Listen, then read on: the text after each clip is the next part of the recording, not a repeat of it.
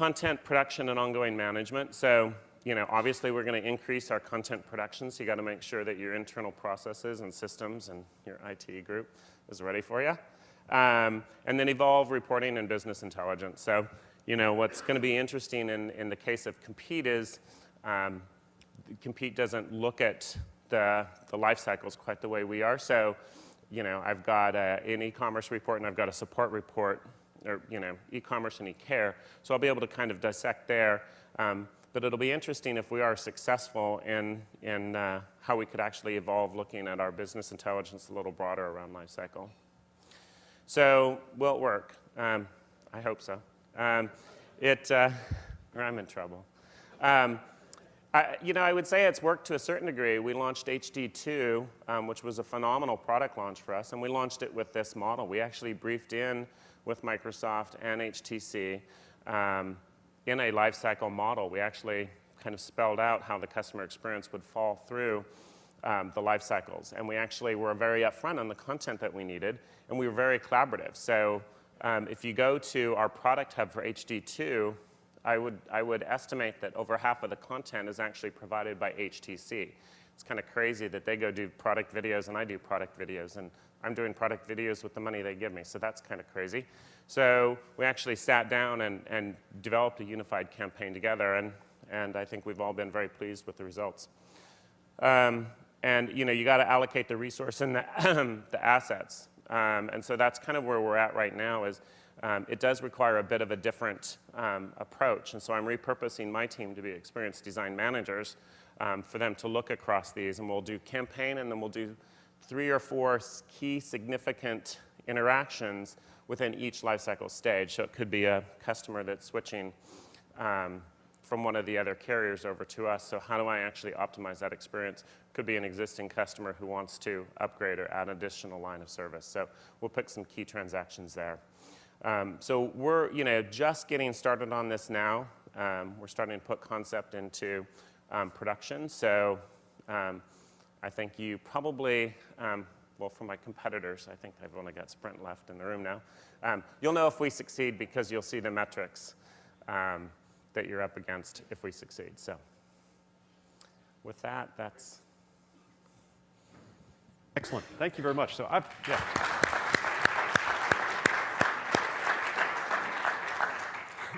I've always loved the concept of experience design. I think it's absolutely necessary. It's kind of a little esoteric, a little elusive, hard to put your finger on. Where, as somebody who's rolling that out in the organization, what resources do you turn to? Who do you learn from? I learn a lot from, I turn to my agencies. So I've got 3 significant digital agencies, partners. And we actually have a strategic person from each agency. And so there is a very small, tight group of digital strategy folks who have been working on this from a multi-agency standpoint for, quite honestly, about a year. In regards to this whole concept, we've been socializing it for quite some time. We've been slowly evolving to it and influencing it more organically. And so I think that that's kind of where we started. We started, with my own team, starting to look at the campaigns because it was easier for everyone to get their head around the campaign. And honestly, where we learned quite a bit is our partners. Because it was interesting to me, I really didn't think coming in that those other big brands would jump on this as quick as they did. But they did, and so we learned quite a bit from that first one that we can apply to the next one, which we are. And we learn a lot from business intelligence, and we learn a lot from just consumer behavior. I mean, the reality is our traffic is going down on our site. It's going down on our site because they don't need to come to my site anymore to find out information about my products and services. So I have to find ways in which I can go to them, or I can get them the information and when and where they need it. Or if they're off-site and they start finding from awareness and they start considering me, I make it easy for them to get to me. Thanks. Questions? I've got another one.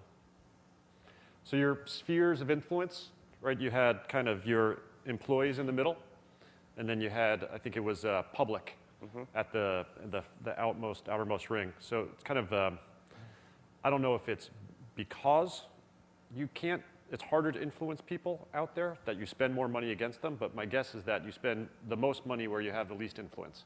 Is that by design, or is that what you're trying to fix? Well, I think that's kind of the nature right now, right? Because awareness media is generally in that outer ring in the public area. So, I think one of that outer ring in that public, one of the big ones for me is really long tail optimization within social. So, how do we identify some key bloggers and key influencers beyond the big ones that your PR group's going to manage for you? How do we start building relationships with them? How do we really propagate word of mouth? So I think that really kind of comes in heavy on that outer ring. And if I'm successful in that outer ring of doing that, they will come into either the partner site or one of our sites or our social site. They may come in on our social site first. So one of the things that came up with the media sellers panel was something that would be very helpful for advertisers to take them to attend in digital effectiveness would be if media sellers, the properties themselves, could get involved in a meeting with the client directly. So if I'm thinking about experience design, you would want to have the experience go all the way into integrated content on a media property. Is that something that you're doing, that you're willing to do, that your agencies will allow? Yeah, so I think that, I'd answer it in that we're looking at aggregating all types of content at that topic level. So syndicated content is a big one for us. And so through our media partners, we've had a lot of our direct syndicated content partners coming directly to us and meeting with us on this topic. So actually our media team has been a broker.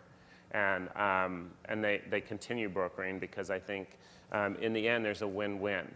The syndicated content provider gets exposure. We have a heavily trafficked site, so they get exposure, and we get exposure. And so we're looking at how do we, and it also helps round out. It's not just us talking about our products and services. We can bring some meaningful content in, respected content in from those content providers. So, we are seeing, I think that our media team is evolving to being much more of a broker versus the media agency off just kind of interacting, and then the media agency is the only one that really comes back in. So they're starting to actually broker and bring some of those key partners directly in. Good. Thanks. Excellent. Okay. Thank you. Thank you very much. That was great.